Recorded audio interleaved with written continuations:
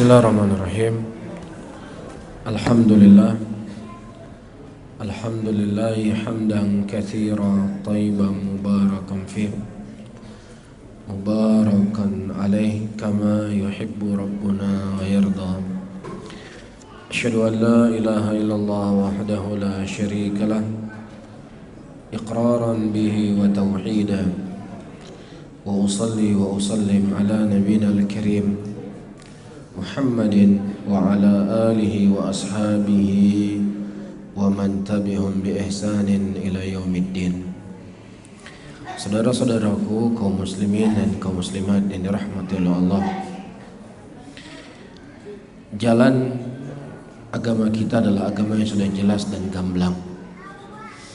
Kegamblangan agama ini telah disabdakan oleh Nabi sallallahu alaihi wasallam, taraktukum ala bayda lailuha ka'anhariha. Aku tinggalkan di atas cahaya yang sangat terang menerang, malamnya bagaikan siangnya. Ya.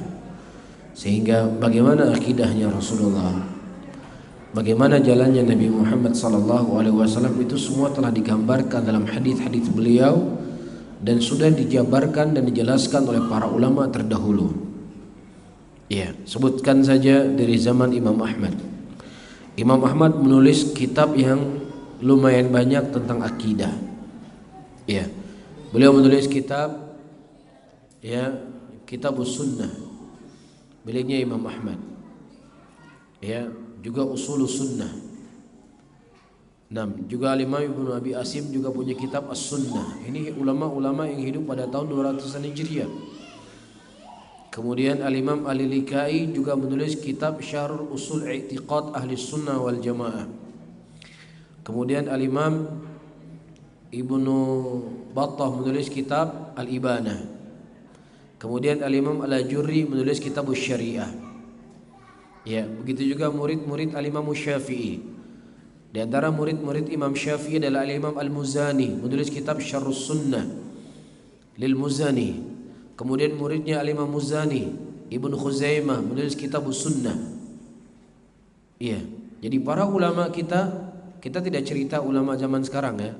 Saya nggak menyebutkan kitab Ibnu Baz, kitab Ibnu Utsaimin, kitab Muhammad bin Abdul Wahhab. Ya, tapi yang saya sebutkan adalah kitab-kitab ulama yang terdahulu yang hidup pada tahun 200 Hijriah.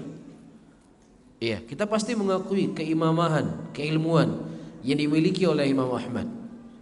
Kita pasti mengakui keimaman yang dimiliki oleh murid-murid Imam Syafi'i. Iya, di antara yang saya sebutkan tadi, murid Imam Syafi'i menulis kitab Syarhus Sunnah miliknya Al-Muzani. Bahkan saking khususnya Al-Imam Muzani ini, Al-Imam Syafi'i memberikan wasiat khusus sebelum beliau meninggal pada murid beliau ini. Dia menulis kitab Syarhus Sunnah miliknya Al-Imam Al-Muzani. Jadi kitab akidah itu sudah jelas. Ya, buku-bukunya disebar di tengah-tengah muslimin. Ya, jadi aneh ketika ada orang-orang yang mengaku dirinya sebagai pengemban sunnah atau mengaku dirinya sebagai orang yang membawa sunnah, tetapi naudzubillah tidak ihtimam dalam masalah akidah. Ya, bisa-bisanya futuan endorse kitab yang sudah jelas di dalamnya apa? Hal-hal yang menyimpang dari akidah Ahlussunnah, mengingkari tentang istiwanya Allah. Ya, di endorse kitabnya, di foto. Ini kira-kira makul seorang yang difa Ahlussunnah? Ini sesuatu yang enggak makul. Kalau antum baca kitab akidah, baca kitab miliknya Imam Az-Zahabi, Kitabul Ulu, bagaimana ucapan-ucapan para ulama salaf, di antaranya ucapan Ibnu Khuzaimah rahimahullah, murid-murid Imam Syafi'i. Ya, bagaimana sikap mereka kepada orang-orang yang mengingkari tentang istiwanya Allah Subhanahu wa taala. Antum baca. Iya, oleh karena itu Abdullah bin Mas'ud radhiyallahu taala anhu memberikan wasiat yang sangat berharga bagi kita. Iya, man istanna falyastanna biman qad mat fa innal haya la tuman alail fitnah. Ya, kalau seandainya engkau ingin menjadikan jalan dalam agama ini, maka ambillah dari orang-orang yang telah wafat, karena orang yang hidup tidak aman dari mereka fitnah. Siapa mereka itu? Sahabat Nabi sallallahu alaihi wasallam. Ketika seseorang hari ini, siapapun hari ini, yang menyampaikan sebuah akidah, yang menyampaikan sebuah pemikiran, yang kemudian pemikiran tersebut tidak disambung kepada siapa? Tidak disambung kepada Rasulullah, kepada sahabatnya, kepada tabi'in, dan kepada para tabi'ut tabi'in, maka itu adalah pemikirannya dia. Ketika itu pemikiran dia, tidak ada keharusan bagi kita untuk mengambilnya. Jelas ya?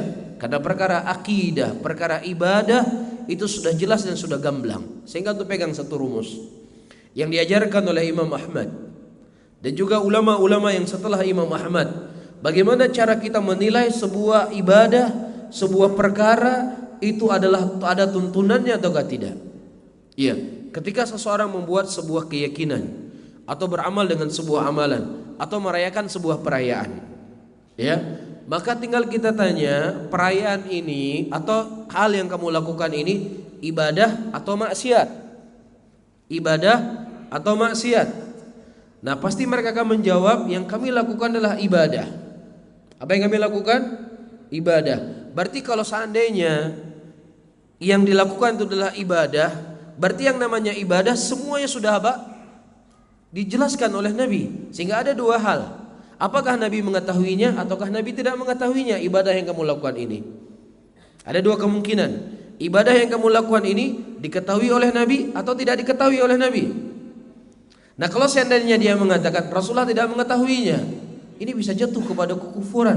Bagaimana mungkin sebuah ibadah, sebuah amalan, ya, sebuah i'tiqad yang tidak diketahui oleh Nabi diketahui oleh orang belakangan? Ini masuk akal atau tidak? Tidak masuk akal. Berarti kemungkinan yang pertama, apa itu? Nabi mengetahuinya. Berarti kalau seandainya Nabinya mengetahui, ada dua kemungkinan. Nabi mengajarkan atau tidak? Ya, Nabi mengajarkan atau tidak?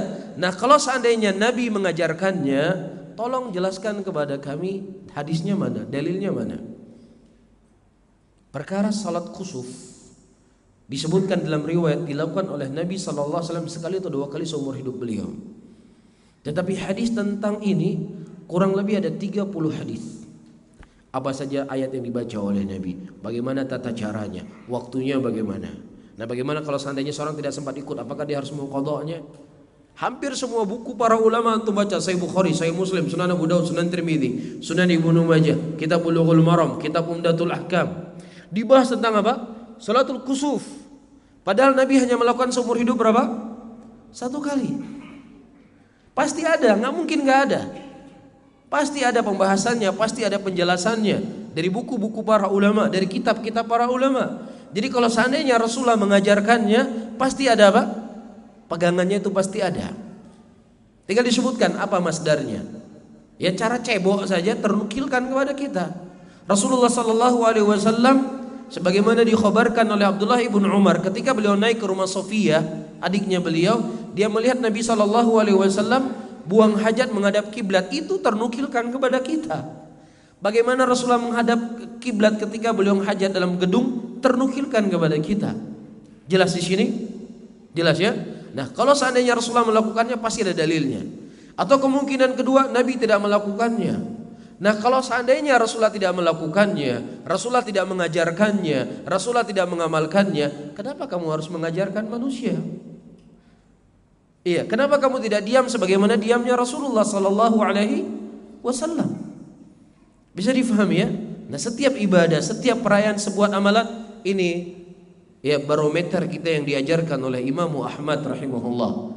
Ya, sehingga naudzubillahi wa rahimani wa rahimakumullah, terkadang seseorang untuk membela, membenarkan apa yang dia seru, terkadang naudzubillah nampak darinya sesuatu yang sangat aneh. Ya, kalau seandainya seseorang berdalilkan setiap sesuatu yang tidak ada di zaman Nabi, maka tidak dibolehkan. Beras tidak ada di zaman Nabi, membayar zakat fitrah. Ini aneh buat seorang penuntut ilmu yang dikatakan seorang yang memiliki ilmu.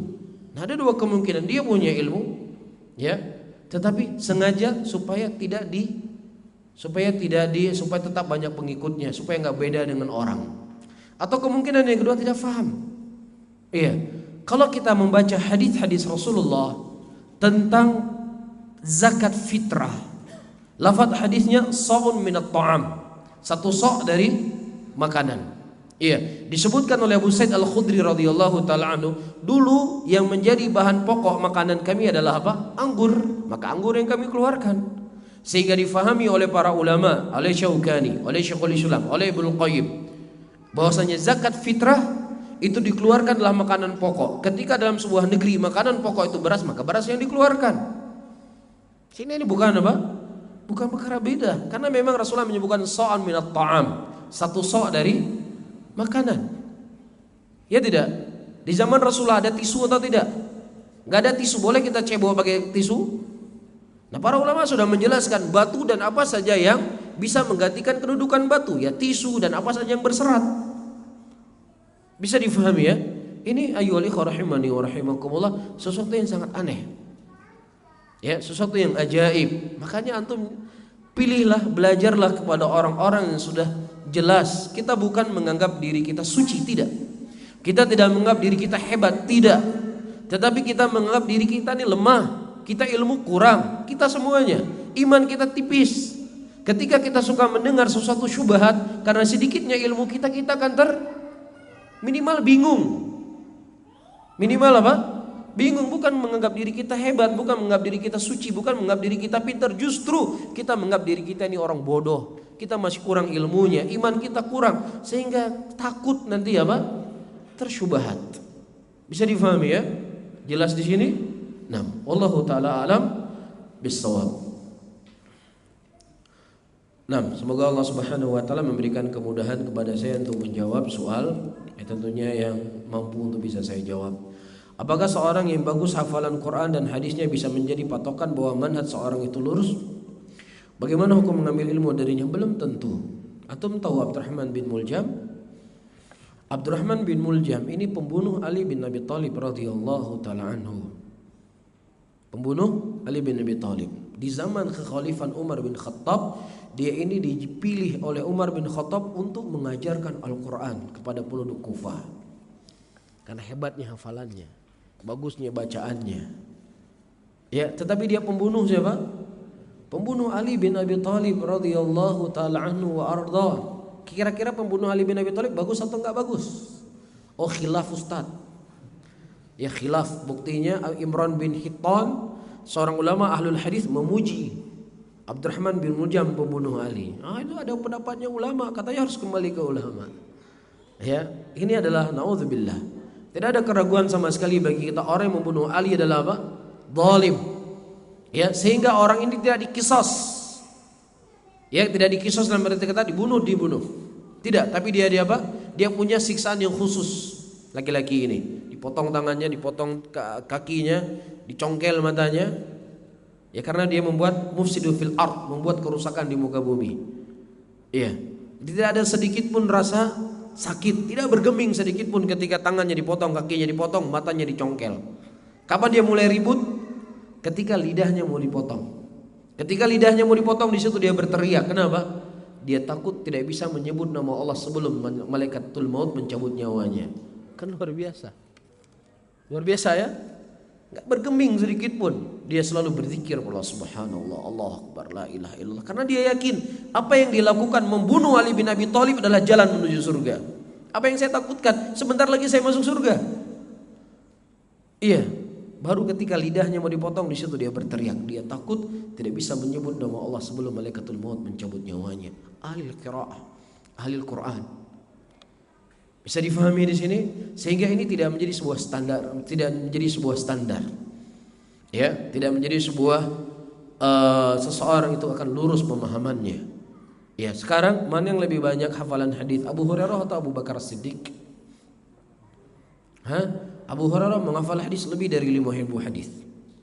Tapi dari sisi kefakihan, dari sisi kecerdasan, dari sisi kepintaran, siapa yang lebih pintar, Abu Bakar atau Abu Hurairah? Abu Bakar lebih pintar. Ketika Allah menurunkan ayat idza jaa nasrullahi wal fath wa ra'aitan nasa yadkhuluna fi dinillahi afwaja. Ketika engkau melihat manusia berbondong-bondong masuk Islam, Allah memberikan kemenangan kepada kaum muslimin. Di hari itu Abu Bakar menangis. Para sahabat bertanya, ya Abu Bakar, kenapa engkau menangis di hari Allah memenangkan orang Islam? Kata Abu Bakar, ini merupakan tanda Rasul akan diwafatkan oleh Allah Subhanahu wa ta'ala, karena Islam sudah menang, sudah habis waktu Rasulullah untuk tinggal di muka bumi ini. pemahaman yang mendalam. Bisa difahami ya? Di sisi hafalan beliau tidak sebanyak hafalan Abu Hurairah radhiyallahu taala anhu.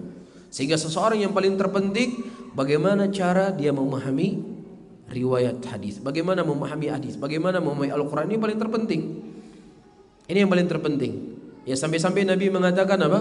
Kepada para sahabatnya, salat kalian enggak ada apa-apanya salat dengan salat mereka. Bacaan Qur'annya enggak ada apa-apanya kalian dengan bacaan Qur'an mereka. Tapi yamrukuna minad din kama yamrukuna minar ramiyah. Mereka keluar dari agama ini sebagaimana keluar panah dari busurnya. Diingatkan oleh Nabi sallallahu alaihi wasallam. Bisa difahami ya? Dan Imran bin Hittan ini adalah seorang ulama hadis tadinya. Kemudian dia jatuh cinta dengan seorang wanita punya pemikiran kharijiyah. Akhirnya dia menikah dengan wanita tersebut. Kemudian dia berbalik arah dan dia memuji pembunuh Ali bin Abi Thalib itu mendapatkan kedudukan yang sangat tinggi di hadapan Allah Subhanahu wa taala karena syubhat tadi. Tetapi Al-Imam Bukhari rahimahullah tetap mengambil hadis darinya. Karena apa? Karena ada beberapa riwayat hadis yang tidak diriwayatkan oleh orang lain kecuali dia. Tetapi diingatkan oleh para ulama penyimpangannya, diingatkan oleh para ulama kekejiannya dalam manhaj, dalam akidah. Padahal hafalan hadisnya luar biasa. Bisa difahami di sini. Yang paling terpenting bagi seseorang menghafal hadis, menghafal Al-Quran, sebuah kemuliaan. Iya, nadarallahu imra'an sami'a maqalati. Allah akan memutihkan wajah orang yang mendengar ucapanku, kemudian dia hafal, kemudian dia sampaikan, akan diputihkan wajahnya oleh Allah. Namun Al-Quran dan hadis itu menjadi hujjah bagi kita. Jangan kita menjadikan Al-Quran dan hadis tersebut sebagai apa? Untuk membenarkan pemikiran kita. Nah, ini penting. Beda di antara Quran dan Sunnah dijadikan sebagai dalil penguat baginya dengan apa? Sebagai bentuk pembenaran. Oleh karena itu Rasulullah telah mengisyaratkan dalam hadisnya, yarfa'allahu bihadzal Quran aqwaman wa yadha bi akharin. Dan Allah telah mengangkat sebagian kaum dengan Al-Quran dan juga dengan Al-Quran juga Allah menjatuhkan sebagian kaum yang lainnya. Kenapa? Karena dia tidak menjadikan Al-Quran sebagai panutan dalam kehidupannya, tapi dijadikan Al-Quran dan Sunnah untuk membenarkan apa? Pemikirannya dan keyakinannya. Orang Syiah, mereka hafal Quran. Iya. Tetapi subhanallah dalam memahami Al-Quran itu sangat curang.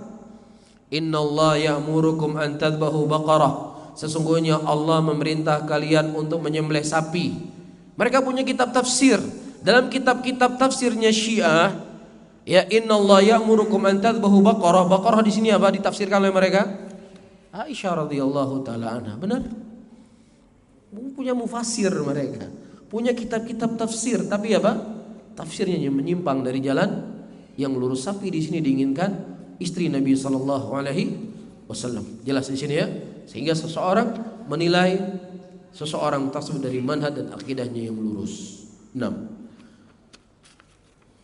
Assalamualaikum. Waalaikumsalam. Ustadz, sering orang mengatakan si fulan sesat. Sebenarnya dari seseorang dikatakan sesat itu apa, Ustadz?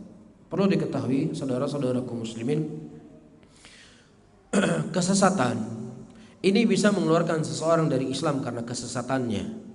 Iya, tetapi juga bisa kesesatan tersebut tidak mengeluarkan seseorang dari Islam. Ini perlu diketahui. Nabi SAW menyebutkan dalam hadisnya, sataftariqu ummati ala 73 firqah kulluhum finnar ila wahidah. Umatku berpecah menjadi 73 golongan kata Nabi, dan semuanya diancam dengan neraka kecuali satu. Hadis ini maknanya adalah bahwa umatnya Rasulullah sallallahu alaihi wasallam umatul istijabah. Nah, ketika kita katakan mereka sebagai umatul istijabah, mereka adalah orang Islam, bukan orang kafir.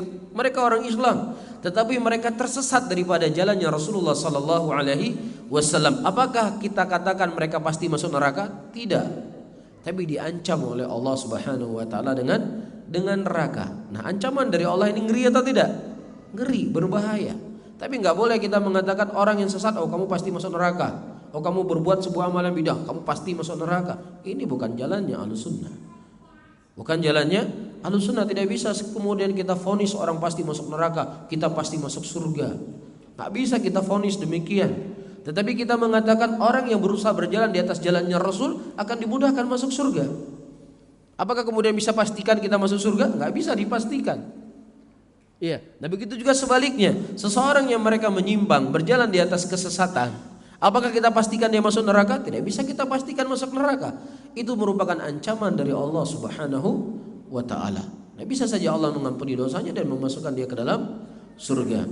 Yang kedua, saudara-saudaraku muslimin dan muslimat yang dirahmati oleh Allah, kita sebagai seorang penuntut ilmu, ya. Nah, jangan kita berbicara sesuatu di atas kapasitas kita. Ini penting. Iya.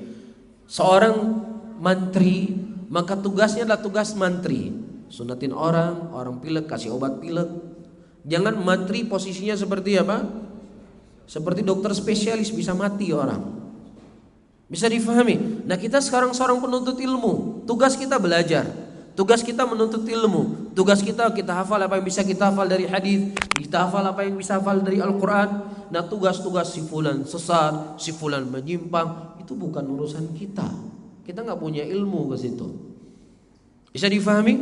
Ya, kita menilai bagaimana para ulama berbicara, bagaimana orang-orang yang berilmu memaparkan ini. Ya, kita ambil, kita nukilkan. Jangan kita. Bisa difahami? Ya, cukup untuk kita mengatakan pendapat yang seperti ini yang saya ketahui adalah pendapat yang keliru. Kita nggak pernah mendengar pendapat seperti ini dikenal oleh para ulama kita dengan dalil begini dan begini. Cukup. Bisa difahami ya? Jangan suka sesat di fulan sesat, ini sesat. Itu bukan tugasnya kita. Bisa difahami ya? Bukan tugasnya kita. Jangan cepat memvonis, jangan cepat mengklaim. Ini bahaya. Ini berbahaya. Ahlus sunnah adalah orang yang sangat menjaga lisan mereka. Karena setiap sesuatu yang akan kita ucapkan semua akan dipertanyakan di depan Allah Subhanahu wa taala. Tapi yang sudah jelas sesatnya jangan ragu. Fir'aun kafir atau tidak? Saya ragu Fir'aun kafir atau enggak. Nah, ini bahaya. Jelas ya? Abu Lahab, Abu Jahal kafir atau enggak? Wah, saya enggak berani mengatakan Abu Lahab itu kafir, Abu Lahab itu kafir. Ini kamu sudah salah kaprah. Apa yang sudah jelas Allah kafirkan kafir, jangan ragu. Fir'aun kafir, Abu Lahab kafir, Abu Jahal kafir, musyrikin kafir, Nasrani kafir, Yahudi kafir. Jelas kafirnya, jangan ragu. Bisa difahami? Adapun orang yang masybuhah, yang itu masih membuat abu-abu buat kita, cukup kita katakan pemikiran yang seperti ini yang saya tahu pemikiran yang menyelisih dalil, cukup. Ya, jauhi kalimat-kalimat sesat dan seterusnya kecuali memang sudah jelas dan gamblang dipaparkan oleh para ulama kita. Karena penggunaan kalimat ini penting. Penggunaan kalimat penting sekali. Ya, dan saya mengingatkan kepada ikhwah, apapun fitnah yang terjadi di kalangan kaum muslimin, kita sebagai seorang muslim, sebagai seorang yang intima kepada sunnah, kita jaga lisan kita. Jaga lisan kita. Ya, beberapa minggu yang lalu mungkin ada fatwa begini, jaga lisan kita. Jangan kita wah itu goblok, bodoh. Ya akhi, kalimat-kalimat seperti enggak perlu kita ucapkan. Enggak perlu diucapkan, enggak perlu untuk berkomentar, antum tugasnya belajar. Apalagi sebarkan di Facebook itu orang-orang goblok, orang-orang tolol duduk di situ. Naudzubillah. Ahlus sunnah ketika mereka membantah dengan ilmu, dengan adab. Membantah dengan ilmu dengan adab, bukan dengan cacian dan makian, bukan. Ini bukan thariqahnya Ahlus sunnah. Syekhul Islam Ibnu Taimiyah rahimahullah taala menyebutkan, kalau seandainya seseorang itu membantah cukup dengan sekedar cacian dan makian, maka orang gila pun bisa. Antum udah temu orang gila, hai pungo, kah pungo sih, bisa dia bantah.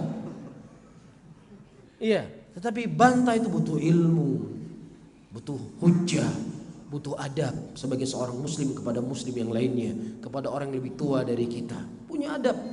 Antum melihat Syekhul Islam Syekh bin Baz rahimahullah, ketika beliau berfatwa, saya telah membaca tulisan Syekh Dr. Fulan dalam kitabnya begini dan begini. Dan ternyata Syekh Dr. Fulan tolong melihat kembali apa yang beliau ucapkan karena ini menyelisih dalil qala Allah wa qala Rasul wa qala sahabah. Enak enggak? Enak. Ini kita naudzubillah goblok, tolol. Ini kalimat-kalimat seperti ini dijauhi. Ya, jangan gara-gara kita akan mencoreng apa? Dakwah Ahlussunnah, dakwah Islam itu sendiri karena kebodohan dan kejahilan kita. Nah, tugas kita seorang penuntut ilmu, kita belajar. Para ulama menyebutkan adab penuntut ilmu pertama apa? Mendengar. Kemudian dia berusaha untuk memahaminya. Kemudian dia menulis. Membantah itu nanti membantah, bukan awal belajar sudah membantah. Aduh, habis gitu. Nanti membantah, proses belajar. Ada waktunya. Ya, antum sudah paham dalil, sudah paham keluar masuknya begini dan begini, takwanya kita sudah kuat, silakan kita membantah. Jangan di awal menuntut ilmu kerjanya apa? Bantah sana, bantah sini. Jadi Syekhul Islam di Facebook. Wala bisa bahasa Arab, wala bisa baca Quran. Tapi di Facebook, Masya Allah, seperti Syekhul Islam. Bisa difahami di sini ya? Nah, jadi jangan gara-gara kita merusak dari pandangan orang kepada dakwah. Justru ayyuhal ikhwah rahimani wa rahimakumullah, di tengah-tengah kita mendapatkan ujian, maka solusi yang paling terbaik semakin kuat kita berpegang teguh di atas sunnah Rasulullah. Ini yang paling terpenting. Ketika kaum muslimin mendapatkan ujian pada saat perang Ahzab, kaum muslimin dikepung oleh musyrikin pada waktu itu dan mereka membuat parit. Apa ayat yang Allah turunkan dalam surat Ahzab? Allah turunkan ayat laqad kana lakum fi Rasulillah uswatun hasanah. Sungguh telah ada pada kalian, pada Rasulullah, suri teladan yang paling terbaik. Di tengah-tengah fitnah, di tengah-tengah mereka dikepung oleh musyrikin, justru ayat ini yang diturunkan oleh Allah. Maka setiap kita mendapatkan ujian, setiap kita mendapatkan masalah, apa solusinya? Kita cocoki amalan kita sesuai tidak dengan sunnah Rasulullah, akhlak kita sesuai dengan akhlak Rasulullah atau tidak. Ini solusinya. Bukan berbicara dengan cacian dan makian. Justru pertolongan Allah itu akan semakin jauh, semakin berpegang teguh dengan sunnah Rasul. Bisa difahami ya? Ini solusi yang Allah berikan di dalam Al-Quranul Karim. Nah, menyikapi perselisihan antara muslim, bagaimana sikap terbaik yang harus diambil terhadap dakwah-dakwah dari ulama yang punya selisih pendapat, terutama pada perkara akidah yang bercampur dengan adat, sementara ada ilmu-ilmu lainnya mengandung kebenaran. Wallahu a'lam wasallam, syukran. Saudara-saudaraku muslimin dan muslimat yang dirahmati oleh Allah, ya. Ini tentunya kalau saya sampaikan ya dengan jawaban, maka tentunya akan membuat kita bingung. Dalam arti kata, ada hal-hal yang memang itu butuh apa ya? Butuh pemahaman dan butuh waktu. Maka saya menjawabnya, antum belajar kitab akidah. Ya, kembali kepada buku-buku para ulama. Antum belajar kitab akidah. Kitab-kitab yang saya sebutkan tadi, di antara judul-judulnya, antum baca. Ketika seseorang sudah paham akidah, sudah mengerti akidah, sudah paham tauhid dan lain sebagainya, insya Allah soal-soal yang seperti ini akan bisa dia sikapi, bisa difahami, bisa dia sikapi. Intinya belajar akidah. Nah, kalau seandainya seseorang, ya ini penyakit sebagian manusia hari ini, ya itu ustadz-ustadznya siapa, followersnya berapa orang di Instagramnya, Facebooknya apa, YouTube-nya berapa ribu orang, berapa ratus ribu orang nonton. Wah, kalau nggak terkenal, saya nggak mau. Ya akhi, belajar menuntut ilmu itu bukan seperti nonton teater. Siapa pemain utamanya, keren nggak cara dia berperan. Menuntut ilmu itu sebagaimana disebutkan oleh Imam Ahmad, al-ilmu la ya'dilu syai'un liman sihat niyatuhu.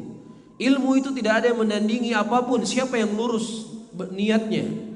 Kemudian ditanyakan kepada Imam Ahmad, wahai Imam, apa maksud tujuan seseorang meluruskan niat dalam menuntut ilmu? Yarfa'ul jahl an nafsihi wa an ghairihi. Menuntut ilmu tujuannya adalah mengangkat kebodohan dari dirinya dan dari orang lain. Wallahu akhrajakum min butuni ummahatikum la ta'lamuna syai'a. Allah lahirkan kalian dari perut-perut ibu kalian dalam keadaan kalian tidak mengetahui apapun, sehingga kita dijahil, butuh ilmu. Nah, siapa saja yang bisa mengajarkan kepada kita ilmu dan mengangkat kepada diri kita kebodohan, maka kita mengambil ilmu darinya, walaupun dia bicara peletot-peletot pegabah. Dia bisa mengangkat kebodohan dari kita, bisa membukakan kepada kita akidah yang benar, itu kita ambil ilmunya. Ya, jangan saya kalau nggak terkenal saya nggak mau belajar. Apalagi kalau nggak ada di dunia di YouTube-nya nggak ada satupun videonya.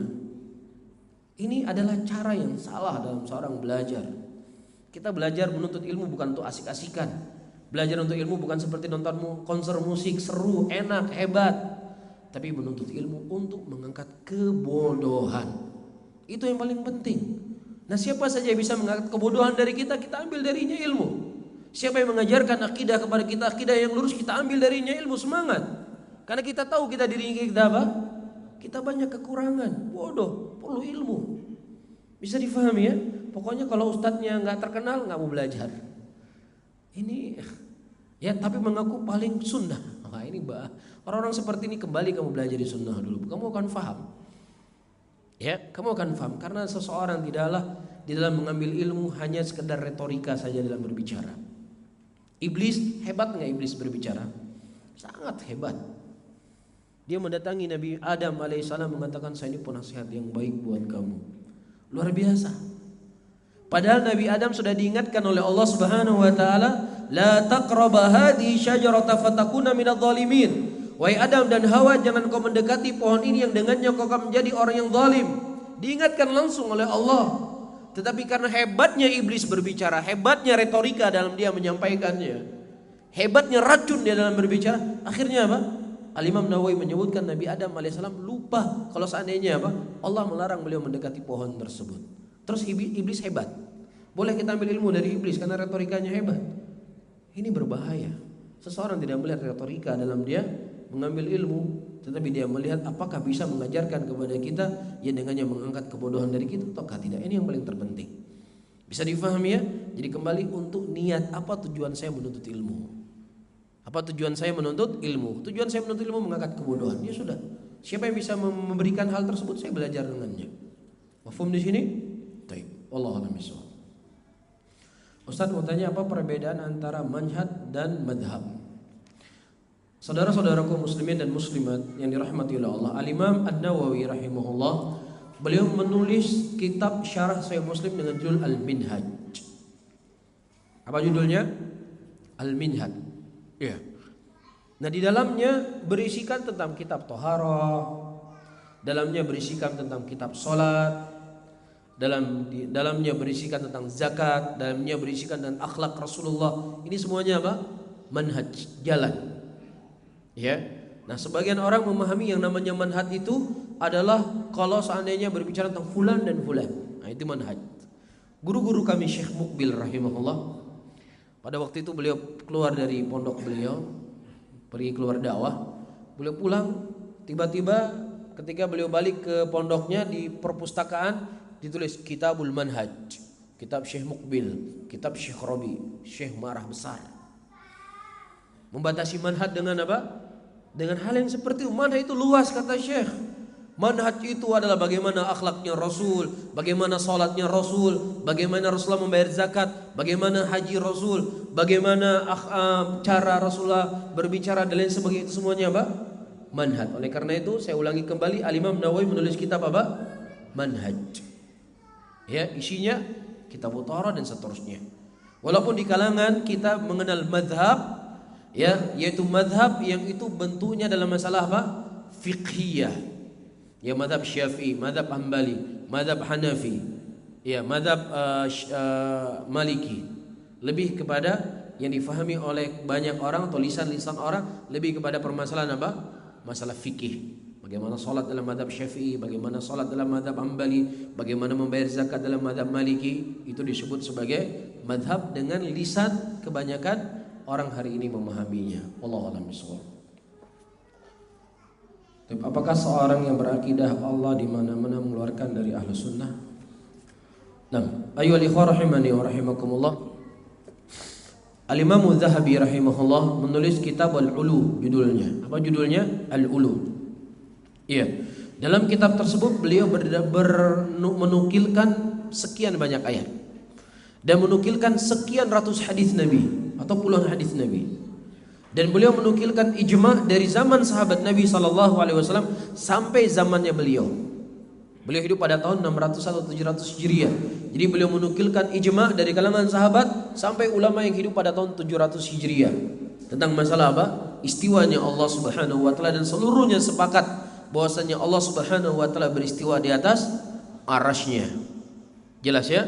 Beristiwa di atas arasy-Nya. Dan saudara-saudaraku ayyuhal ikhwah rahimani wa rahimakumullah, orang yang mereka mengatakan bahwasanya istiwa itu artinya adalah al-istaula. Apa artinya istaula? Menguasai. Menguasai. Pertama, kita tidak pernah mendapatkan satu dalil pun dari sisi bahasa, sebagaimana disebutkan oleh Ibnu Arabi, sahibul kitab Jami' Ahkamul Quran. Beliau mengatakan tidak ada satupun dari bahasa Arab istiwa itu bermakna apa? istaula, menguasai, tidak ada. Tetapi ini diambil dari ucapan seorang laki-laki yang beramal Nasrani yang dalam syairnya disebutkan wa qad istawal mar'u 'alal Iraqi, dan telah seseorang laki-laki menguasai Irak tanpa pedang dan tanpa tertumpahnya darah. Ini dalilnya mereka. Dalilnya ucapan seorang Ibnu Akhtal, namanya Ibnu Akhtal, seorang Nasrani. Ya, bagaimana mungkin seseorang mengambil akidah dan menjadi pegangan dalam masalah ini seorang Nasrani? Dia mengatakan istiwa bernama istaula. Ya, yang kedua, ya, yang pertama saya tekankan kembali, Ibnu Arabi mengatakan tidak ada dalam bahasa Arab istiwa bimana istaula. Yang kedua, istaula artinya apa? Menguasai. Manusia punya sifat menguasai atau tidak? Hah? Siapa yang penguasa di Melabuh ini? Nah, siapa yang menguasai sebuah rumah? Pemilik rumah. Sama enggak penguasa? Maka mereka akan menjawab, nah, kekuasaannya Allah beda dengan kekuasaannya makhluk. Kan gitu kan? Allah berkuasa, makhluk juga berkuasa. Kekuasaannya Allah berbeda dengan kekuasaannya makhluk. Lah ngapain repot-repot? Kenapa enggak dari awal saja istiwanya Allah sesuai dengan keagungan dan kebesarannya yang berbeda dengan makhluk? Kenapa pas kekuasaannya kamu katakan kekuasaannya Allah beda dengan kekuasaannya makhluk? Kenapa enggak dari awal saja? Sehingga sama dari sisi lafaz, tidak harus sama dari sisi apa? Sisi hakikat. Ini yang terkadang tidak difahami oleh sebagian orang. Sekarang masjid kita punya wajah atau enggak? Ada wajah enggak masjid? Nah, ini wajah masjid depan. Sama enggak dengan wajah saya? Sama enggak dengan wajah saya? Beda. Nah, antara makhluk dengan makhluk sama-sama wajah memiliki mana apa? Mana yang berbeda. Nah, apalagi antara Allah dengan makhluknya. Sehingga kita sangat setuju ketika para ulama kita mereka membantah pemikiran Mujassimah dan menganggap pemikiran Mujassimah dan pemikiran yang sesat. Kita setuju atau tidak? Setuju. Karena memang pemikiran Mujassimah ada pemikiran yang nyeleneh, pemikiran yang sesat, yang mereka menyerupai Allah dengan makhluknya. Setuju atau tidak? Setuju. Cuman yang perlu dijelaskan dan diterangkan, akidah Ahlus Sunnah itu tidak Mujassimah. Ketika mereka mengatakan Allah beristiwa sesuai dengan keagungan dan kebesarannya yang tidak sama sedikit pun dengan makhluknya. Kalau makhluk dia bertempat, dia membutuhkan apa? Tempat yang tempat dia bertempat, tempat tersebut lebih besar dari tempatnya, dari dianya. Ini masjid tempat enggak? Masjid tempat. Kita lebih besar dari masjid atau tidak? Masjid lebih besar dari kita. Nah, Allah enggak bisa disifati seperti itu. Allah enggak bisa disifati seperti itu. Karena Allah itu maha besar. Dan Allah meliputi seluruh daripada makhluknya, bukan makhluknya Allah yang meliputi Allah Subhanahu wa taala. Bisa difahami di sini?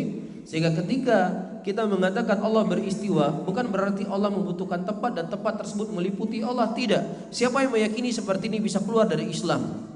Siapa yang mengatakan Allah itu bertempat dan tempatnya itu lebih besar dan tempat tersebut meliputi Allah, ini bisa keluar dari Islam.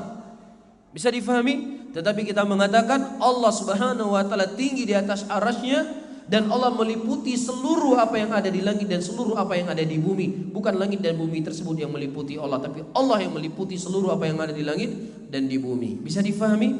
Taib, satu lagi supaya lebih gamblang. Allah maha mendengar atau tidak? Allah maha mendengar. Kita bisa mendengar atau tidak? Bisa mendengar. Apakah sama mendengar kita dengan Allah? Beda. Pendengaran kita terbatas. Adapun pendengarannya Allah sesuai dengan keagungan dan kebesarannya. Nah, sama dari sisi sama-sama mendengar. Apakah sama atau tidak? Dari sisi hakikatnya berbeda. Nah, begitu juga dalam masalah al-istiwa. Dan antum coba baca ucapan Ibnu Khuzaimah rahimahullah, bagaimana kerasnya Imam Ibnu Khuzaimah memerangi orang-orang yang mengingkari istiwanya Allah Subhanahu wa taala di atas arasy-Nya. Bahkan disebutkan oleh Ibnu Khuzaimah dia tidak dikubur di kuburan, tidak dikubur di kuburan muslimin, dan dia dibuang ke sampah. Kalau seandainya pun mati, kata beliau, maka jenazahnya itu tidak dikuburkan. Ya, kalaupun dikuburkan supaya tidak mengganggu manusia dari bau bangkainya. Luar biasa ya. Luar biasa. Ini intinya sangat keras akidah al-sunnah. Ulama-ulama al-sunnah dalam memerangi pemikiran seperti ini. Cuman bukan berarti dengan itu saya katakan lagi, wah kita ambil ucapan Ibnu Khuzaimah sudah Allah di mana? Di mana? Kafir. Enggak demikian. Bisa difahami ya? Lain antara teori dengan praktek. Karena praktek itu butuh ilmu, nggak bisa sembarangan mengkafir-kafirkan saudara-saudara kita muslimin. Kita al-sunnah bukan orang bermudah-mudahan untuk mengkafir-kafirkan saudara-saudara kita muslimin itu bukan haknya kita. Cukup kita menjelaskan ini bukan akidah yang benar, ini akidah yang menyelisih dari Al-Quran dan Sunnah. Adapun menghukumi itu bukan haknya kita. Bisa difahami ya? Nah. Taib. Apakah benar jika perayaan Maulid itu khilafiyah ulama? Wallahu a'lam bishawab. Ayyuhal ikhwah rahimani wa rahimakumullah. Di antara ulama yang menyebutkan Maulid Nabi, ya, Al-Hafidz Ibnu Hajar rahimahullah. Ya. Saya baca ucapan Al-Hafidz Ibnu Hajar rahimahullah. Ya. Dan ulama yang pertama menyebutkan ini hanya Ibnu Hajar. Beliau hidup pada tahun 600 Hijriah. Ya. Dan ucapan ini dinukilkan oleh Suyuti rahimahullah di dalam kitab beliau. Ya. Kata Ibnu Hajar, su'ila Syekhul Islam, kata Suyuti, su'ila Syekhul Islam Al-Hafidz Al-Asr Abul Fadl Ibnu Hajar an amalin maulid fa'ajaba bima nassuhu. Ditanyakan kepada Syekhul Islam Al-Hafidz Al-Asr Abul Fadl Ibnu Hajar. Kita meyakini Ibnu Hajar seorang ulama besar dari ulama Syafi'iyah. Ya, beliau punya kitab yang sangat banyak. Kitab Sahih Bukhari, Fathul Bari ditulis oleh Al-Hafidz Ibnu Hajar. Ya, kitab Taqribut Tahdhib dalam masalah rijalul hadis ditulis oleh Al-Hafidz Ibnu Hajar. Ya, kitab Al-Isabah tentang kumpulan sahabat-sahabat Nabi ditulis oleh Al-Hafidz Ibnu Hajar. Kitab Bulughul Maram ditulis oleh Al-Hafidz Ibnu Hajar. Ya, kitab Nuzhatun Nadhar dalam kitab Dirayatul Hadis ditulis oleh Al-Hafidz Ibnu Hajar. Hampir semua masalah-masalah ilmu Al-Hafidz Ibnu Hajar menulis kitab dan kitab beliau menjadi rujukan. Jelas ya? Sehingga tidak ada keraguan bagi kita keimaman dan keilmuan Al-Hafidz Ibnu Hajar rahimahullah. Dan Suyuti menukilkan ucapannya beliau. Beliau berkata, "Asul amalul maulid bid'atun." Asal daripada amalan maulid itu bid'ah, kata beliau. Lam tunqal an ahadin minas salafis salih minal quruni thalatha. Dan tidak ternukilkan satupun dari kurun yang 3, sahabat, tabi'in dan tabi'ut tabi'in yang melakukan amalan tersebut, kata beliau. Iya. Walakinnaha ma'a dzalik. Ini dalil yang digunakan oleh sebagian orang bolehnya apa? Maulid Nabi. Iya. Walakinnaha, tapi kata beliau, ma'a dzalik qad ishtamalat ala mahasin wa diddiha. Tetapi bersamaan dengan itu tidak ada dilakukan oleh Nabi dan para sahabatnya dan para tabi'in dan tabi'in, tetapi di dalam acara-acara tersebut ada perkara-perkara yang itu baik dan yang kebalikan dari kebaikan, kata beliau. Iya. Faman taharra fi amaliha al-mahasin, dan barang siapa yang seseorang dia memilih hal-hal yang baik dalam acara tersebut, maka itu apa? Maka itu baik. Tapi kalau seandainya jelek maka dijauhi. Paham di sini? Nah, ini ucapan beliau. Ucapan Al-Hafidz Ibnu Hajar rahimahullah. Bisa difahami ya? Dan ini yang dinukilkan oleh banyak orang adanya apa? Maulid Nabi. Iya. Faedah yang pertama kita ambil, beliau mengatakan apa? Ini tidak ada satupun dilakukan oleh qurun yang terbaik, sahabat, tabi'in dan para tabi'ut tabi'in. Jelas ya? Nah, kemudian yang selanjutnya, apa faedah yang bisa kita ambil? Faedah yang bisa kita ambil berarti ini ijma'nya sahabat Nabi, ijma'nya para tabi'in dan ijma'nya para tabi'ut tabi'in. Dan Al-Hafidz Ibnu Hajar beliau beristihad. Ya, istihadnya seorang alim minal ulama, kalau seandainya benar beliau mendapatkan berapa pahala? 2 pahala. Kalau seandainya beliau salah mendapatkan berapa? 1 pahala. Dan Al-Hafidz Ibnu Hajar di sini beliau beristihad. Ya, beliau seorang ulama besar, beliau beristihad. Ya, dan istihadnya beliau menyelisih ulama-ulama yang datang sebelum beliau. Ya, istihadnya beliau telah menyelisih ulama-ulama sebelum beliau. Nah, seandainya beliau 1 orang, sementara ada ribuan ulama yang lainnya, mana yang lebih kita pilih? Mana yang lebih kita pilih? Tentunya ulama-ulama yang lainnya. Bersama dengan itu, ayyuhal ikhwah rahimani wa rahimakumullah, siapa orang yang paling mencintai Nabi di muka bumi ini? Siapa? Sahabat Rasulullah. Gak ada orang yang lebih mencintai Rasulullah dibandingkan sahabat Nabi sallallahu alaihi wasallam. Apapun mereka curahkan untuk cinta kepada Nabi, apapun.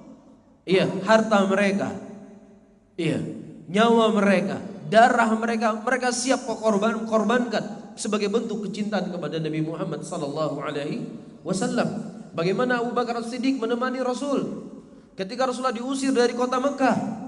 Iya, membuat Abu Bakar As-Siddiq tidak tenang dalam perjalanannya. Terkadang dia berjalan ke depan, berjalan ke kiri, berjalan ke belakang, sampai-sampai Rasulullah berkata, "Wahai Umar, wahai Abu Bakar, kenapa kau tidak berjalan tenang di sampingku? Bagaimana mungkin aku tenang ya Rasulullah, sementara orang-orang yang mengintai engkau sangat banyak ya Rasulullah?" biarkan kalau seandainya mereka melempar tombak atau panah, biar saja yang kena saya Rasulullah, penting kau bisa selamat. Nyawanya siap dia korbankan, hartanya siap dia berikan. Waktu itu terjadi khilaf di antara Thalhah bin Ubaidillah dengan siapa? Dengan Abdurrahman bin Auf. Abdurrahman bin Auf meminta izin kepada Thalhah bin Ubaidillah untuk mengalirkan air di tanahnya.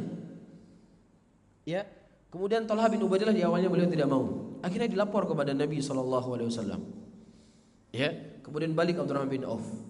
Dia ceritakan dia sudah mengadu kepada Nabi. Kata Thalhah bin Ubaidillah, kenapa perkara dunia seperti ini kamu adu kepada Rasul? Saya malu kepada Nabi Muhammad. Kenapa hal yang sepele seperti ini? Sudah, kamu ambil tanahnya buat kamu.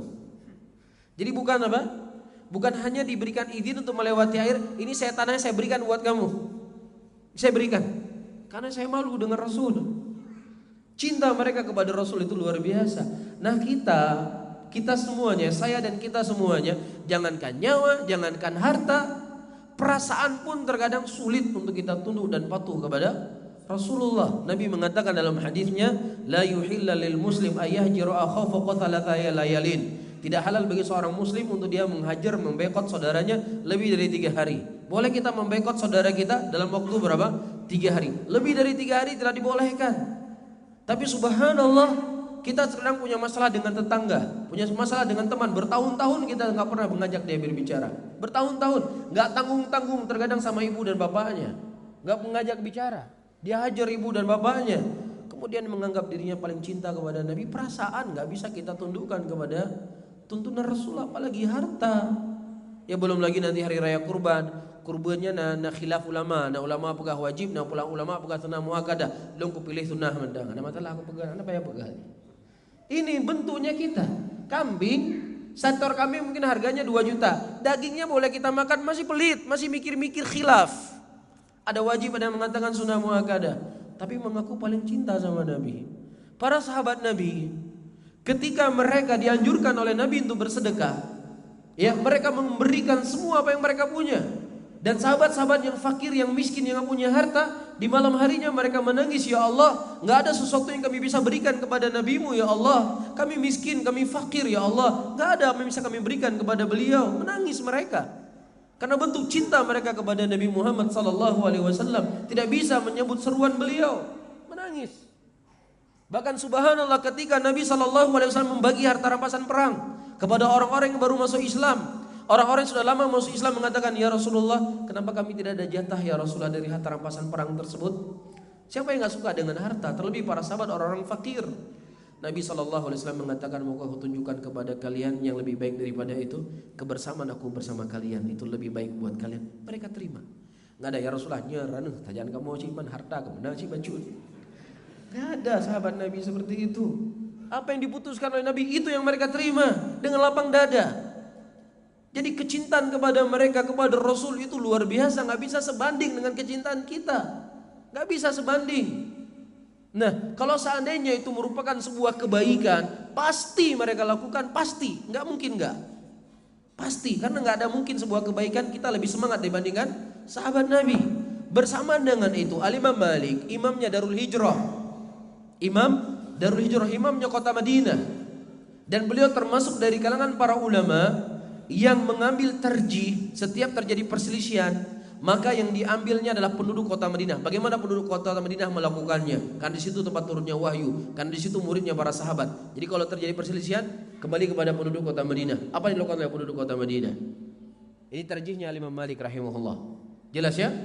Nah, beliau tinggal di masjidnya Rasulullah, maksudnya tinggal di kota Madinah 40 tahun. 40 tahun lamanya. Iya. Dan beliau punya kitab yang berjudul Muwatta Imam Malik. Gak ada satupun hadis, satupun paragraf yang beliau tulis tentang masalah ini dalam kitab beliau. Gak ada.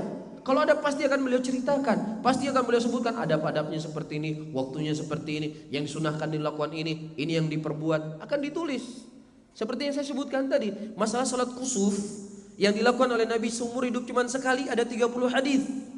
Ada penjelasan para ulama dari semua kitab para ulama fikih yang kita baca. Kitab salatul kusuf, bab salatul kusuf, ayatnya ini yang dibaca, rakaat yang kedua ini yang dibaca, khutbahnya seperti ini, waktunya seperti ini, begini kejadiannya.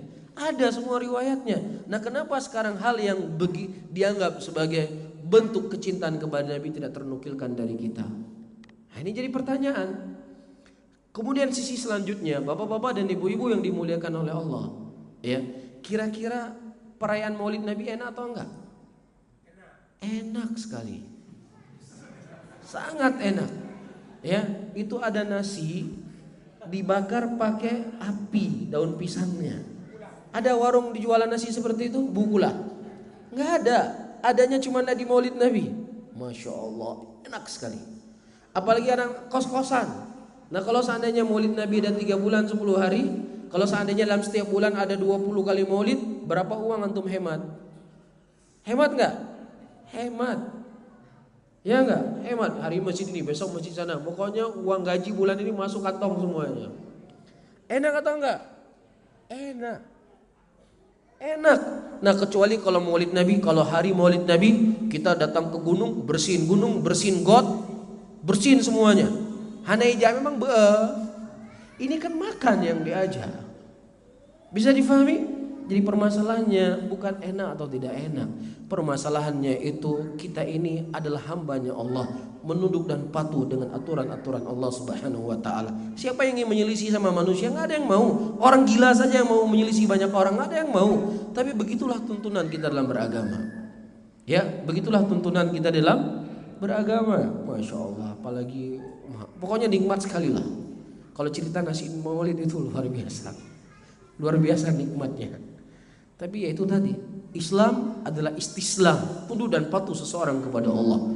Dalam sebuah hadis yang sanadnya itu sanad yang dhaif, tapi dari sisi maknanya adalah sahih, Rasulullah mengatakan tidak beriman salah seorang dari kalian sampai dia menundukkan hawa nafsunya kepada apa yang aku datang.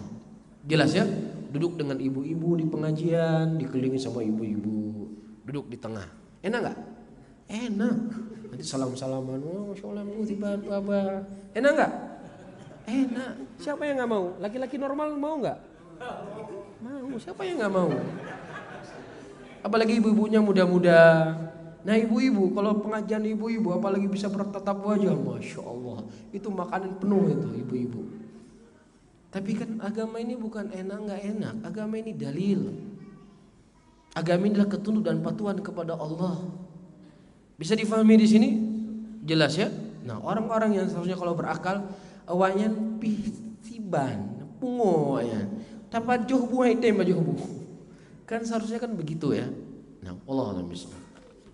Al-muhim, semoga Allah memberikan hidayah kepada kita dan kepada saudara-saudara kita muslimin, dan semoga Allah mengampuni dosa-dosa kita dan dosa saudara-saudara kita muslimin. Saya tahu kalaupun ini khilaf, ini bukan khilaf yang mu'tabar.